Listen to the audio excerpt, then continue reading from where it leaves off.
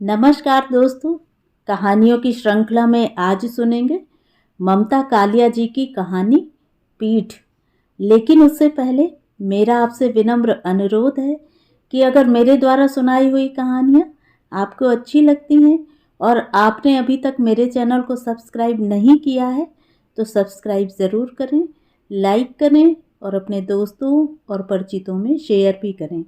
Bell icon दबाना बिल्कुल भी ना भूलें। आज सुनिए पीठ। वह आईमैक्स एडलैब्स के विशाल गुम्बद छवि ग्रह के परिसर में एडोरा के शोरूम में तस्वीर की तरह एक स्टूल पर बैठी थी। उसके चारों ओर तरह तरह के विद्युत उपकरण चल फिर रहे थे, जल बुझ रहे थे।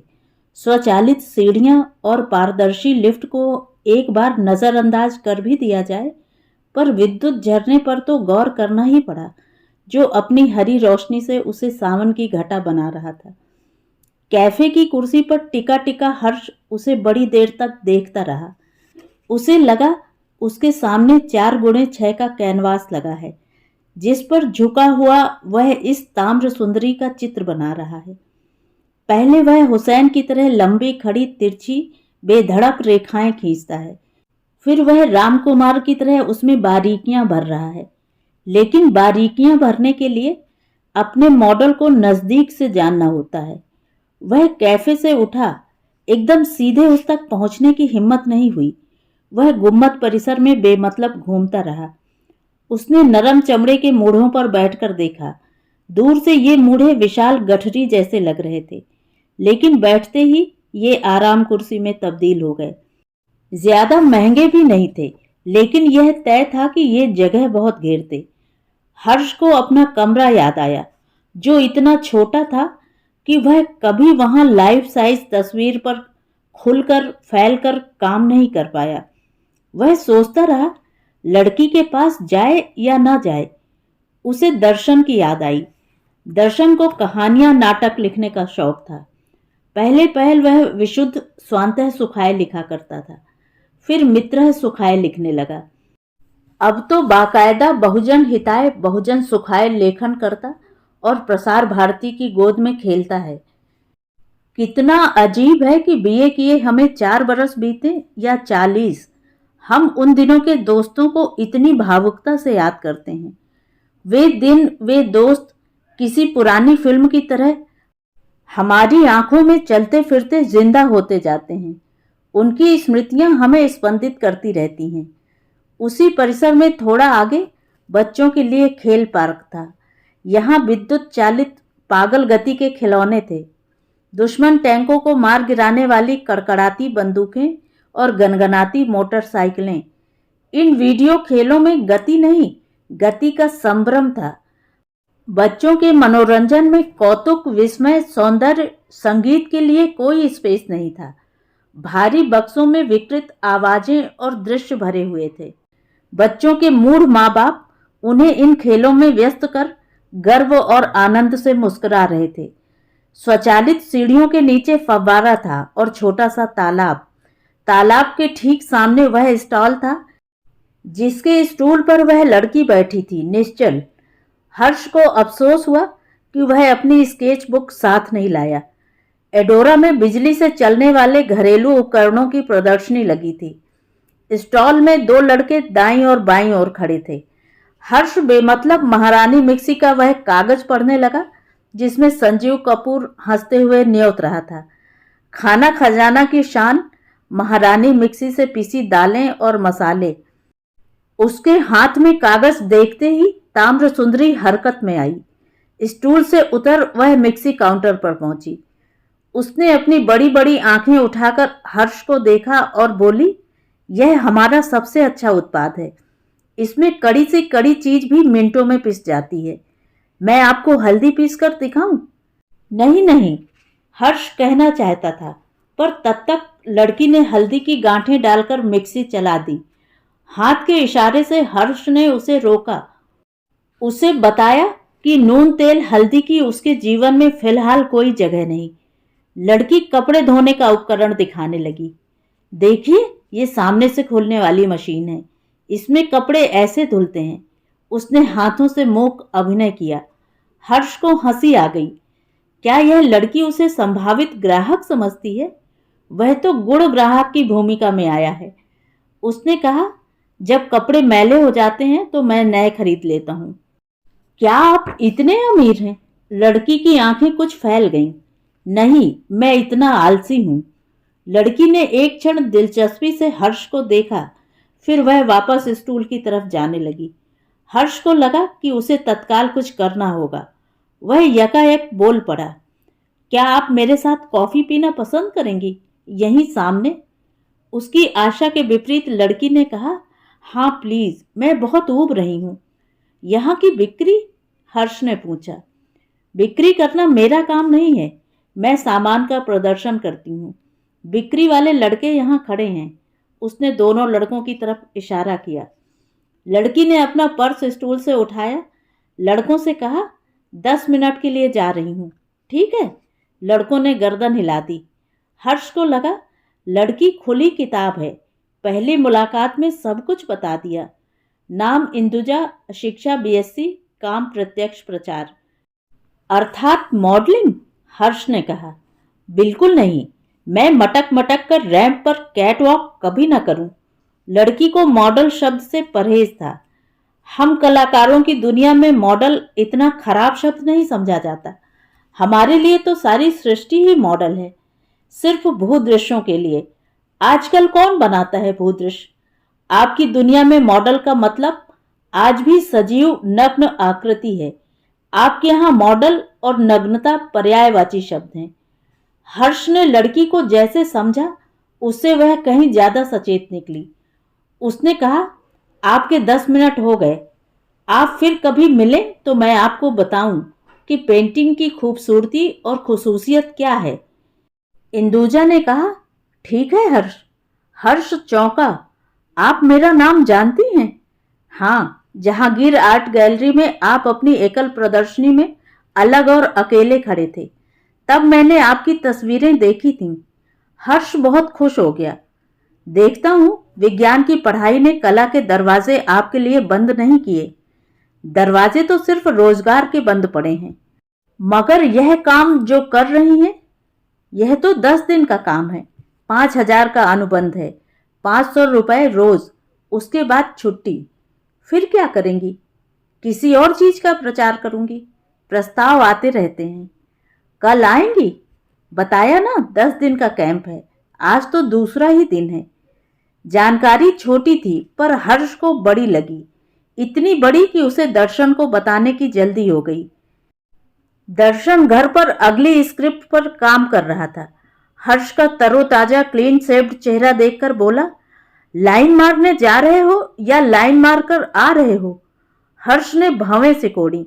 हर हफ्ते सड़ियल सीरियल लिखते लिखते तुम्हारी भाषा बर्बाद हो रही है। लाइन मारना क्या होता है, बोलो? दर्शन सकपका गया। जब से वह हफ्तावार लेखन करने लगा था, पैसा तो उसके ऊपर बरस रहा था, पर उसके आत्मविश्वास में कमी आई थी। हालांकि उसकी निरीक्षण क्षमता और विसंगति बोध पहले से तेज हुआ था। उसे हमेशा लगता कि कल कोई बेहतर लिखाड़ आकर उसके साम्राज्य पर कब्जा जमा लेगा। हर्ष अपने क्षेत्र का फ्रीलांसर था। पेंटिंग में उस पर न कोई नियम थोपे जा सकते थे, न शर्तें। अब तक उसे नौकरी में बांधने के समस्त प्रयास विफल सिद्ध हुए थे। एक बार मुंबई शिपिंग कॉरपोरेशन की कला प्रेमी मालकिन ने बड़े इसरार से उसे अपने सुसज्जित बंगले में एक कमरा देकर कहा था, हर्ष जी, मैं चाहती हूं आप मेरे घर को एकदम शांति निकेतन बना दें। उसकी हर दीवार पर आकर हस्ताक्षर सहित चित्र सजाएं। उसने चित्रकार के लिए नई नकोर कैनवास, तूलिका और रंग मंगा दिए। हर्ष तीसरे दिन ही वहां से भाग आया, अधूरी तस्वीर वहीं छोड़कर। साथी कलाकारों ने पूछा, क्या हुआ यार, मालकिन ने तुम्हारे ईगो से छेड़छाड़ कर दी क्या? हर्ष ने सिगरेट का टोटा जमीन पर रगड़कर बुझाते हुए कहा, नहीं यार, पर इतने चिकने वैभव में पेंटिंग तो क्या, मुझसे पौटी भी नहीं उतरती। वह मेरी दुनिया नहीं। 2 रातों से सो ही नहीं पाया। इरफान उसे जानता था। उसने कहा, तुम्हें नींद तभी आती है जब 15-20 मिनट अपने कमरे का झड़ता पलस्तर टकटकी लगाकर देखते रहो। कसम से मुझे अपना कमरा बड़ा याद आया। ऐसे बेढब आदमी से बड़े ढब से बात करनी होती है। दर्शन को इसका एहसास था। सॉरी यार, मामला गंभीर है क्या? अगले दिन दर्शन को ताम्र सुंदरी दिखाई गई। तय हुआ हर्ष आगे बढ़े। महीने भर हर्ष ने बहुत काम किया। 2 तस्वीरें पूरी और 1 अधूरी बनाई। दोनों तस्वीरों के ग्राहक भी फौरन मिल गए। वह रोज आईमैक्स गुंबद छविगृह जाता रहा और बाद में दादर स्टेशन पर मंडराता रहा, क्योंकि इंदुजा दादर में रहती थी। जल्द उसने दोस्तों को खबर दी कि वह इंदुजा से शादी करेगा। इंदुजा शायद इतनी जल्दबाजी पसंद न करती, पर उसके घर वाले उसकी शादी के बारे में सोचना बंद कर चुके थे। वे उससे छोटी लड़की की सगाई कर चुके थे और अब लड़के की शादी की तैयारी में थे। वे इंदुजा को समझाते, तुम इतना कमाओ कि तुम्हें शादी ब्याह की परवाह ही न रहे। 500 रुपए रोज में जो मर्जी करो, शादी में 100 झंझट हैं। इन बातों से इंदुजा भड़की हुई थी। फिर हर्ष जैसा सुदर्शन विकल्प जो मिल रहा था। दर्शन ने पग पग पर इन प्रेमियों का साथ दिया। वह अपनी छोटी सी कार बड़े से फ्लाईओवर के नीचे मामा लॉन्ड्री के पास पार्क कर दादर में दिन भर इंतजार करता रहा कि कब इंदुजा घर से भागकर आए और वह उसे गंतव्य तक पहुंचाए। अदालत से विवाह प्रमाणित हो जाने के बाद दर्शन ने ही इंदुजा के घर तार किया। वकील की सलाह के मुताबिक दर्शन इंदुजा के घर पर भी स्वयं सूचना देने गया कि उसकी शादी हो गई। अगले कुछ महीने दोस्तों ने हर्ष का नाम हर्षा तिरेक रख दिया। उसका सारा ढब ही बदल गया। अब उसके घर वक्त बेवक्त बियर बैठकी नहीं हो सकती थी। दोस्तों के घर उसके चक्कर कम हो गए। कला वीथियों में कभी सब टकरा जाते। हर्ष कहता वह जल्दी उनकी गप गोष्ठी में शामिल होगा, पर आजकल एक पीस पर काम चल रहा है। मास्टरपीस? दर्शन पूछता। यह तुम्हारे हिंदी लेखन की दुनिया नहीं, जिसमें जो भी जब भी लिखा जाता है मास्टरपीस ही होता है। हर्ष हंसता, लेकिन मन ही मन उसे एहसास होता कि दोस्त बहुत गलत भी नहीं कह रहे। जिस पीस पर वह काम कर रहा था वह उसके लिए खास मायने रखता था। इस तस्वीर की शुरुआत में एक इतिहास था। इंदुजा की तांबई रूप राशि का ऐश्वर्य उसे दिन पर दिन रस सिक्त करता जा रहा था। इंदुजा को भी हर्ष के संग एक मन एक प्राण की अनुभूति बनी हुई थी। गर्मियों की एक रात उमस से घबराकर इंदुजा ने एकदम महीन मलमल का कुर्ता पहन लिया, बिना अंतः वस्त्रों के। षटकोणीय लैंप शेड की आड़ी तिरछी किरणें उसके पीठ को जगमगा गईं। उसकी तांबई त्वचा पर सुनहरी प्रकाश रश्मियां खो खो खेल रही थीं। उस वक्त हर्ष की उपस्थिति और अपनी देह की अस्थिति से निसंग वह कुर्ते का आगे का हिस्सा उठाकर अपने को हवा कर रही थी। नहीं, हर्ष तुरंत कागज पेंसिल लेकर नहीं आया। उस क्षण तो वह तपे हुए तांबे का स्लोप निहारता रहा। उस स्लोप में मेरुदंड की 2-3 हड्डियां उभरी हुई थीं, जैसे 2-3 पड़ाव। इंदुजा ने घूमकर हर्ष को देखा, जैसे उसे पता चल गया कि हर्ष क्या सोच रहा है। उसने कुर्ता नीचे किया और कहा, इस बार कूलर जरूर लगवा लो, कमरा भट्टी की तरह तप रहा है। मैं भी, लेकिन मैं नहीं, मैं नहाने जा रही हूं। इंदुजा कमरे से चली गई, पर उसकी छवि हर्ष की आंखों में समा गई। बगल के अधकमरे में उसने स्टूडियो बना रखा था। वहां बेतरतीब कागज, हार्डबोर्ड, रंग ब्रश पड़े रहते। थिनर की गंध हमेशा इस कमरे में कैद रहती। यहां बिछी दरी में भी तरह तरह के रंगों के निशान पड़े थे। एक कोने में मेज पर चारकोल के टुकड़े, प्लास्टर ऑफ पेरिस की छोटी थैली और रंग पुती शीशी में पानी रखा था। आधार चित्र बनाने में हर्ष को देर नहीं लगी। रंग और रेखाओं के विवरण में बहुत सावधानी बरतनी थी। हर्ष रात भर चित्र में लगा रहा। इंदुजा एक बार आकर देख गई। आधी रात जब उसकी नींद खुली, वह फिर स्टूडियो में आई। अब तक चित्र स्पष्ट हो गया था। उसने ऐतराज किया, देखो, तुम्हें पता है मुझे मॉडलिंग से चिढ़ है। तुमने मेरा चित्र क्यों बनाया? इंदु, इस पीस में मेरे 27 सालों के संस्मरण हैं। हर्ष ने कई सेशन में चित्र में कुछ परिवर्तन किए। स्मरण शक्ति ने उसका साथ दिया। अब यह पीठ अकेली इंदुजा की नहीं थी, इसमें कई पीठों की स्मृतियां आ मिली थीं। इस पीठ में माधुरी दीक्षित की पीठ थी, स्मिता पाटिल की पीठ थी। यह पीठ कमनीय से अधिक कोमल थी, कोमल से अधिक कृश थी। इसमें निराला की क्लासिक कविता, वह तोड़ती पत्थर वाली मजदूरनी की भी पीठ थी। यह कई कई सुधियों की पीठ थी। पूरे कैनवास पर अकेली लंबी सांवली आकृति थी, जो उत्तान भी थी और ढलान भी। यह तस्वीर एक साकार स्वप्न की तरह बनी। जिस दिन राष्ट्रीय कला वीथी में अन्य चित्रों के साथ इसे प्रस्तुत किया गया, बाकी चित्र जैसे अनुपस्थित हो गए। स्वयं उसके साथी कलाकार हर्ष की सराहना किए बगैर न रह सके। कला समीक्षकों ने अखबारों में हर्ष की चित्रकला में अमृता शेरगिल से लगाकर जतिन दास तक से आगे की संभावनाएं ढूंढी। और तो और कला वीथी के बाहर पीठ चित्र के फोटो प्रिंट बिकने लगे। शहर के सबसे अमीर उद्योगपति ने कई लाख में चित्र खरीद लिया। दोस्तों ने दावत मांगी। सूर्या में पार्टी रखी गई। इस शाम के लिए इंदुजा ने सलमे जड़ी काली ड्रेस चुनी और हर्ष ने क्रीम कलर का कुर्ता सेट। पार्टी में सब कुछ बेहतरीन रहा। रुखसत होते रात के 1 बज गया। नवरोज, इरफान, दर्शन ने बड़ी मुबारकें दी।